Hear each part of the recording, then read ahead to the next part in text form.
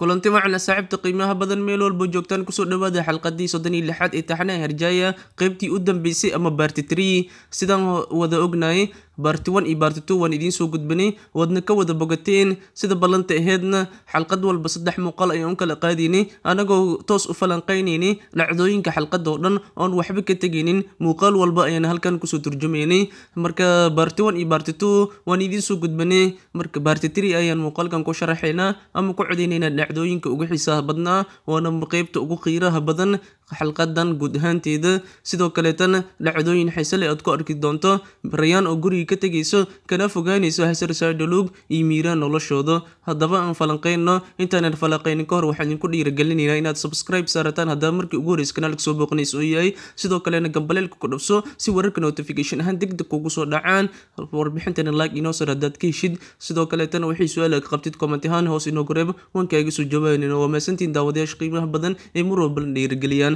haddaba aan guda galno 30 daqiiqo u dambeysay maadaama labadii saac hore oo hal saac laba muuqaal aan kala qaadnay 30 daqiiqo ayaa dhiman 30 daqiiqo ayaan halkan ku falqeynaynaa waana part 3 muuqaalkii u dambeeyay ee xalqada 36 taxanaha Herjaya part 2 ama xalqada 36 muuqaalkii labaad aan kasoo bandhignay maanta oo part 2 ah waxaan ku joojinay meesha ah Gunul Aslambi markii ay ka shakisaneed in walaalkeed uu furad yahay meeshas ayaan ku joojinay xilli Gunul Aslambi ay wacdaatay in walaalkeed uusan ahayn furad inkastoo cadeyn rasmi aysan haynin laakiin hadallo badan ay isku keentay muuqaalo flashback oo xusuus ayaa lagu tusay idoo xusuusanaysa meesha ayayna ku dhamaatay oo xalqadii muuqaalkii u dambeeyay meesha ayaan ku joojinay haddaba meesha ayaan kasii ambaqadayna muuqaalka xiga waxaana la tusayaa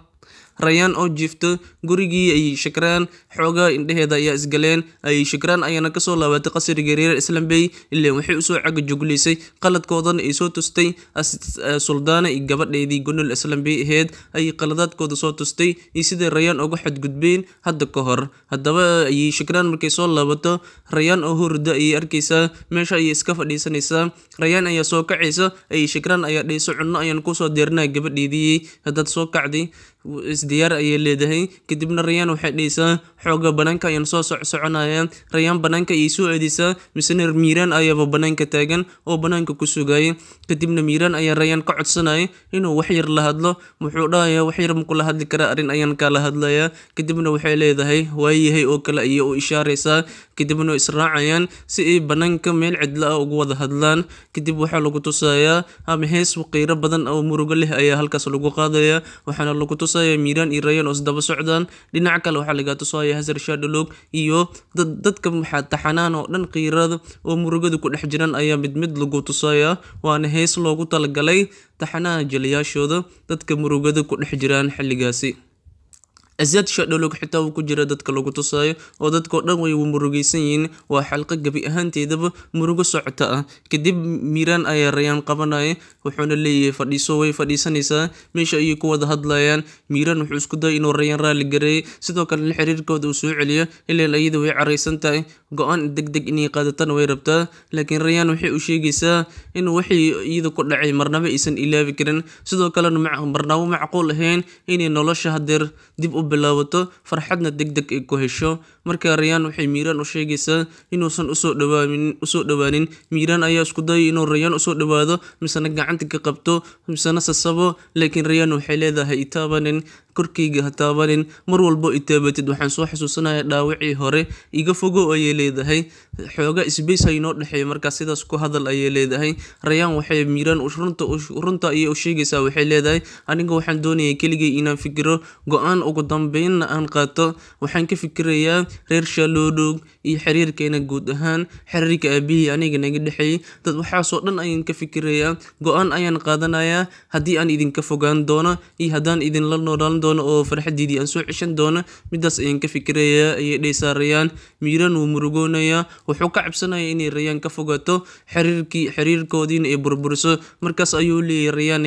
go'aanka ay qaadan doonto ma labadeena kaliya ayuu noqosayaa oo xiriirkeena ayuu miyuu qoseeyaa markaas ay leedahay nolosheeda oo dhan ayuu qoseeyaa go'aankan xiriirkeenana uu ka mid yahay xiriirka aan reer Shadowlog la leeyahay ayaa ka mid ah aabihi Caesar Shadowlog xiriirka naga dhexeeya ayaa ka mid ah wax walba oo nolosheeda ku saabsan oo xiriir ah ayaan ka tashanaya ay leedahay marka sida awgeed fadlan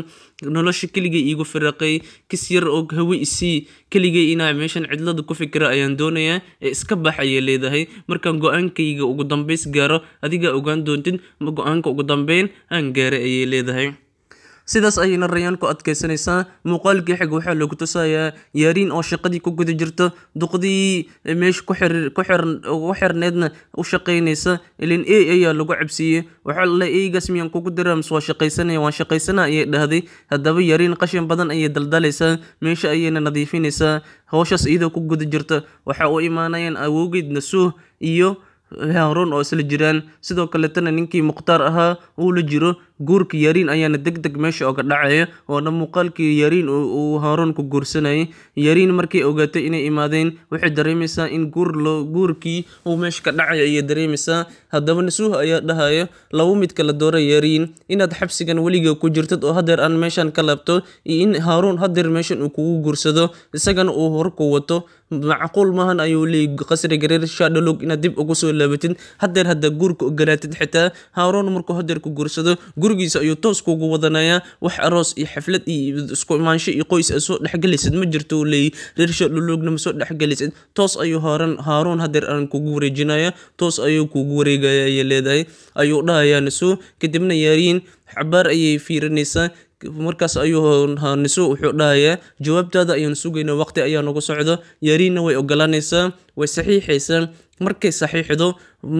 Nasuh wuxuu ku wareejinayaa buuggii cadiinayay Haaruun iyo Yariin inay isguursadeen ayuu wuxuu ku wareejinayaa Haaruun sidaas ayuuna Haaruun Yariin ku guursaday maanta kadibna ay xaaskiisa ku noqonaysaa laakiin Nasuh ayaa markaa wuxuu macsalaamaynayaa Haaruun iyo Yariin wuxuu leeyahay nolol raaxle ku noolaada Yariinna wuxuu leeyahay dib dambe reer Shadowlog uma sheegan kartid magacii reer Shadowlogna maanta uu ka haray qasrigaasna cimrigaada inta ka dhiman hasku imaanin ayuu leeyahay wuuna ka dhaqaaqayaa laakiin Yariin ayaa gadaal uga qaylinaysa waxay leedahay aniga sidan kuma harayo ayay leedahay waan idinka arsan doonaa reer Shadowlog sida wada dhantihiin Rayaan oo hareyso adiga Nasuh iyo dhamaan inta qalad iga gasho dhan waa idinka arsan doonaa sidan dheel kuma harayo ayay leedahay Mr Nasuh sidaas ogow ayay leedahay Nasuh ayaa caroonay inuu dharbaaxo ku dhafto ayuu damca Haaruun ayaa soo dhaxgalay wuxuu leeyahay saacadan wixii ka dambeeyay ama daqiiqadan wixii ka dambeeyay Haaruun waa Yariin waa xaaskayga ee reer Shadowlog kama tirsana ogow ayuu leeyahay mudane Nasuh sidaas ogow kadib ayuu wuxuu dhahayaa Nasuh isagoo careysan magaaladan inaa idinku arka ma rabo Haaruun ma ifantihaa Yariin magaaladan ka wad dib dambana wajiginay inaa uu arka ma rabo iga kaxay ayuu leeyahay Nasuh isagoo careysan ayuu goobta ka tagayaa Yariin oo Haaruun la hadlayso waxay leedahay aniga arooskan uma ogolaan jacayl aan ku qabo iyo raaliynimo waxaan u ogolaaday inaan arguto oo meeshan aan ka dhex baxo ogow ayay leedahay kadibna gaariga ayay gelaysaa Haaruunna soo yaaban misana xoogaa hoos ka dhoola cadeynay ayuu madax adeegeeda markuu la yaabo ayuu sidaas ku wadanayaa sidaas ayana Yariin lagu guursanayaa muuqaalka xig waxaa lagu tusayaa Gunul Aslam Bey oo hooyadeed Suldaana la kulmaysa misana la sheekaysanaysa Suldaana oo asiili joogta asiidii shaqaalay cusub qasriga ka ahayd iyo Suldaana ayaa wada sheekaysanayeen Gunul Aslam Bey ayaa u soo galaysa hooyadii inaan la hadlo ayaan rabaa ayaa leedahay Gunul Aslam Bey iyo hooyadeed meesha ay ku wada sheekaysanayeen xilli Suldaana ay iska dhigdhigayso Aziza ileen qolkii Aziza ay degneed ay Suldaana soo degtay Aziza ayayna iska dhigdhigaysaa laakiin Gunul Aslam Bey oo qoyre muujinaysa ay hooyadeed ku dhehayso hooyo qolkii ayidii Aziz wad degnaanti kartaa labiskeedu wad labisan kartaa muraayadeedu wad isku fiirin kartaa sideeda oo kale qasrigan wad ka talin kartaa dadka ku amar taagleen kartaa laakiin marnaba iyadoo kale ha noqonin ayay dhaysaa Gunul Aslam Bey oo qeyroonays ayaa sidaas dhayso hooy marnaba kulama rabo inaad noqotid Aziz Aslam Bey oo qof damiir xun ah oo naxariis lahayn sideedoo kale inaad noqotid ma rabo waan ogahay inay ayidii tahay laakiin waa qof xun sideedoo kale inaad noqotid ma rabo waan ogahay yahay inay hoos aad ka gubanayso laakiin aad isku dayayso inaad iyada ka aargudato haddana waxba talaabo ma qaadi kartid waan ogtahay oo labadeena waan wada ognahay in walaalkii ilaa hadda uu naga maqan yahay nolol iyo geerina aynan ku haynin iyadii casiisa ayana wax walba ka dambeysa iyada ayaana naga qarisay sidaas ayay Gunul Islam bay dhehaysaa suldaana ayaa gocosho bilaabayso markii hore way xarkeynaysay laadirad oo kale ayayna u dhaqmaysay laakiin hadalkii Gunul markay maqasho way qiiroonaysaa waxayna soo xasuusanaysaa xanuunkeedii qarsoonaa ileen boogteedii waxaa danqasay Gunul Islam bay markaas ayay Gunul suldaana waxay leedahay casiisa qaladka iga gasho waligii ma cafin doono argoosigayga waligii waan ku taagnaan doonaa ayay leedahay suldaana mar walba waxay talaabo u qaadi la'dahay waa wiilkeedii oo laga qariyay suldaana wiilkii ay dhashay isagoo yar ayaa laga qariyay nolol iyo geerina meel lagu sheegay ma leh furaad ayaa mar looga shakisanaa oo casiisa ay tiri Gunul Islam bay walaalkaada waa furaad ayay dhahday isagiina hadeer shaki ayaaba ku jiro oo Gunul Islam bay inuu walaalkeed furaad yahay hadeer shaki ayagu jiro haddaba gabar iyo hooyadeed meesha ayay xanuunkoodii iyo boogtoodii kusoo xusuusanayaan habna isku siinayn iskuna ooynaayeen oo ah suldaana iyo Gunul Islam bay ayaan ka wada hadlaynaa laakiin Gunul Islam bay ayaa hoos go'aan ka xariiqanaysa waxayna leedahay iyadu niyada ka hadlaysa hooyo caaw ayay wax walba kala cadaan doonaan ayay leedahay macnaha waxay ka wadaa walaalkii inuu nool yahay in kale isla caawa ayaan kala ogaan doonaa ayay leedahay kadib muuqaal ka xig waxaa lagu tusayaa Rayaan oo fikiraysa misana warqad qoraysa hooyadeed Zahra iyo warqad u qoraysa warqadda waxa ku qoran sida tan hooyo warqadan waxa ku soo qortay gabadhaada Rayaan laakiin Rayaantii aad ka tagtay kuma soo qorin oo markaad baxday kadib wax walba way isbedeleen aniga Rayaan ahana waan isbedelay haddaba Rayaantii hore ma ahan waxa kula hadlay warqadan ku soo qoray ayay leedahay Rayaan hadaladeeda kale waxaa ka mid ah hooyo waxaan gaaray go'aankaas oo ah inaan kaligay noolaado oo nolosha kaligay iska dhaciyo waa macquul inaad iga saxsan tahay adiga oo go'aankii adiga marka aniga ila ekeed aad qaadatay inuu saxsanaa dariiqada iyo go'aanka hadeer aan qaatay inuu qaldan yahay waa macquul laakiin mar walba waxaan ku dadaali doonaa inaan go'aan wadada saxda aan qaado noloshan inta ka dhiman aan ku guuleysto ma aqaani dhamaadkayga halka uu noqon doono iyo meesha ii dambeyn doonto ma aqaani waa markii ugu horreysay noloshayda go'aan sidan oo kale aan qaato weligii dhib markuu ii qabsado oo idinka ayaan idinla tashan jiray hooyadii iyo aabihii qoyskayga iyo jaceylkayga ayaan la tashan jiray laakiin maanta waa markii ugu horreysay noloshayda aan go'aan kaligay gaaro waa markii ugu horreysay aan kaligay safar galo safarka nolosha ayaan iska celin doonaa waan ogahay dhibaatooyin badan inay iga horeeyaan laakiin waan dagaalami doonaa si aan u guuleysto halkan ma joogi kara ayay dhehaysaa hadaladeeda qiirada badan waxaa ka mid ah hooyo qasrigii aan kusoo noolaa ilaa yaraanteydii kuma noolaan karo sababtoo ah ilaa yaraanteydii been ayaa la igu soo waday been ayaana kusoo koray qasrigaasna been ayaa ka buuxdo mar walboo qasrigaas lugta aan geliyo waxaan soo xusuusanayaa ama qalbigayga kusoo dhacayo inaan meel been badan aan lugtaydii dhexgeliyey ilaan qasrigaas oo dhan been ayaa ka buuxdo aniga waxaan ogaaday been badan oo la iisoo sheegi jiray ilaa yaraanteydii oo hadeer xaqiiqada ayaan ogaaday waana sababta igu kaliftay inaan idinka fogaado dhammaantiina ayay leedahay Rayaan iyadoo qiiraysan warqadda ay hooyadeed u qorayso waxay kaloo leedahay aniga wax walba waan ogaaday in qasrigaas uusan qasrigayga ahayn reer Shadologna reerkayga aysan ahayn Hazar Shadologna uusan aabahay ahayn wax walba waan ogaaday sida awgeed dhibaato badan ayaan maray hooyo reer Miiraan dhankiisii reer Islam bay dhankooda dhibaato badan ayaa iga qabsatay reer Shadologna dhibaato badan ayaan kala kulmay dhankoodii qofkii aan adduunka ugu jeclaa ee aabahay ahaana weligiis wuxuu iga qaran jiray inuusan aabihii dhabta ahayn oo sidaas ayuu iga qariyay sida awgeed aniga nolosha been ayaan ku soo koray waxba gabar yar oo been ku soo korto aabaheed dhabta xitaa aanan aqoon ayaan ahay sida awgeed waxaan go'aan ku gaaray inaan kaligay noolaado kaligay go'aan gaaro kaligay nolosha iska dhaciyo meel gooni ah dego idinka dhan idinka fogaado waa gabadhaada Rayaan oo warqadan ku soo qortay macsalaama ayay leedahay Rayaan hadalkeedii sidaas ayay ku soo gabagabeynaysaa kadibna Rayaan gaari ayay soo qaadanaysaa ilaan Miiraan ayaa banaanka joogo Miilaan habeen iyo maalin Rayaan ayuu daba socdaa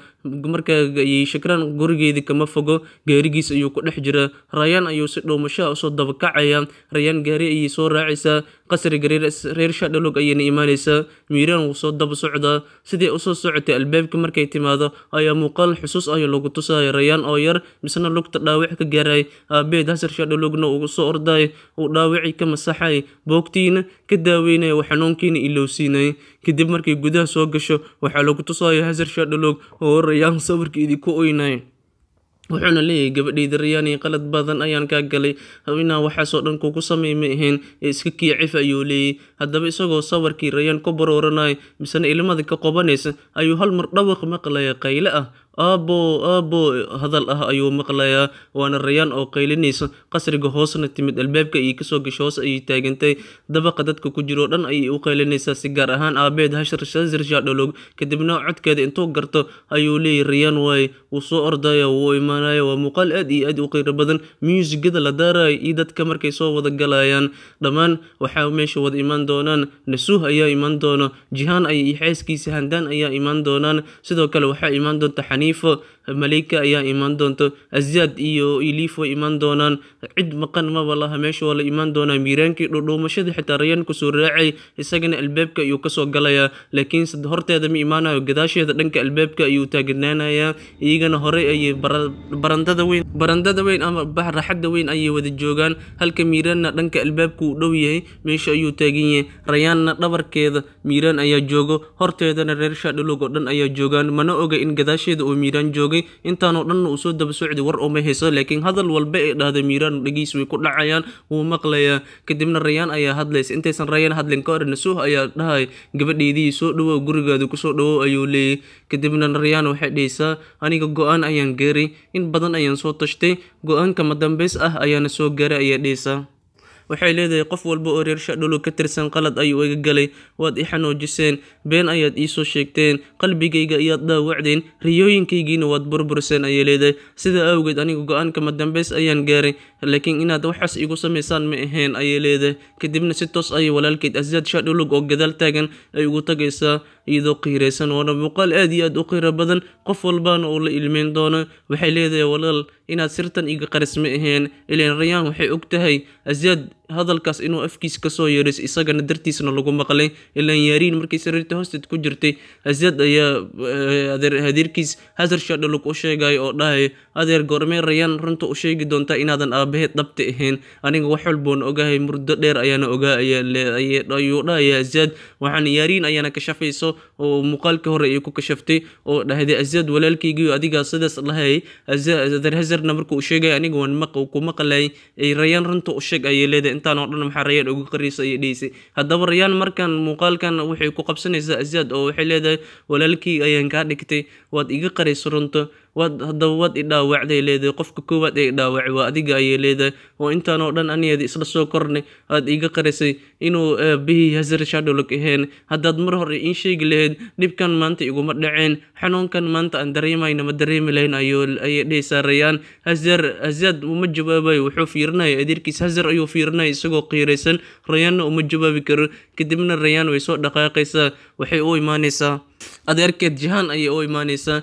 waxay leedahay adeer ma xasuusataa hadda ka hor markaad i dharbaaxday oo wejigayga dharbaaxada aad ku dhufatay ma xasuusataa ayay leedahay kadibna Jihaan oo ma jawaabayo indhiis hoos ayuu ka aadinayaa waxay leedahay dharbaaxadaasi dharbaaxo caadi ah ma ahan ayay leedahay sababtoo reer Shadowlog oo dhan inay dharbaaxan ayay u dhigan tahay dhaawacaasna weligii ma ilaabi doono dharbaaxadaas ay igu dhifatarin weligii ma ilaabi doono ayay leedahay kadibna way ka soo dhaqaaqaysaa Handaan ayay u imaanaysaa waxay leedahay weligaa waxaad iga jecleed labadaada carruur aad dhashay wiilkaadii gabadha wiilkaada Azyad iyo gabadhaada yaariin ayaad iga jecleed miyaadan ogin miya anigana inaan gabar ahay oo hooye ay dhashay miyaad ilowday ayay leedahay eedo maxaad sidaas oo dhan igu nacbanaan jirto weligaa Rayaan waxay meesha ka sheegaysaa qof walba reer Shadowlog qaladkii uu ka galay ayay meesha ka sheegaysaa in waxayna muujinaysaa inaysan asal ahaan reer Shadowlog ayada ka soo jeedin uu qof walbana xumaan uu u geysta ayay u sheegaysaa kadibna way soo bixaysaa awowgeed Nasuh ayay u imaanaysaa waxay leedahay awowga adiga waxaa tahay qofka riyideeda burburiya ayaa tahay ayay leedahay kadibna Nasuh wejigiisa wuxuu ka muujinayaa waa aniga warunta oo kaleeta qof qiranaya qaladkiisa oo kaleeta ayuu wejigiisa muujinaya sababtana waxay leedahay waxaan doonayay inaan waxbarashadeedii sii wato oo jaamacad aan barto laakiin adiga iga hor istaagi oo waxbarashadeedii ay riyadeedii ayaad barbarisa ayay leedahay. Nasuuhna isagoo inuu ka xun yahay qaladkaas oo kaleeto oo qiiroonaya iyo wejigiisa lagu tusaya. Haddana way soo dhaqaaqaysaa, aabeed Hazar Shadolog ayay hortiis imaanaysaa. Waxay leedahay dhammaan dadka hadeer aan soo tiriyay aan hal usoo maray adiga ayaa ugu daran aabba ayay leedahay, sababtoo ah adiga dhaawacaad ii geysatay iyaga iima geysanin, adiga khiyaanada ii geysatana iyaga iima geysanin. Qofka ugu daran ee dambiilaha ugu weyn waa adiga ay leedahay, sababtoo ah waxaad iga qarisay inaadan aabihii dhabta ahayn, inaan reer Shadolog ka soo jeedin ayaad iga qarisay. Waxaad iga qarisay intaasoo sano aad iga qarinaysa oo been aad igu soo waday. Dhaawaca ugu weyn adiga ii geysata ayay leedahay. Waana muuqaal aad iyo aad u qiiro badan. Hazar Shadolog xitaa isku dayay inuu gabadhiisa dejiyo laakiin hadalka ma yeelayso.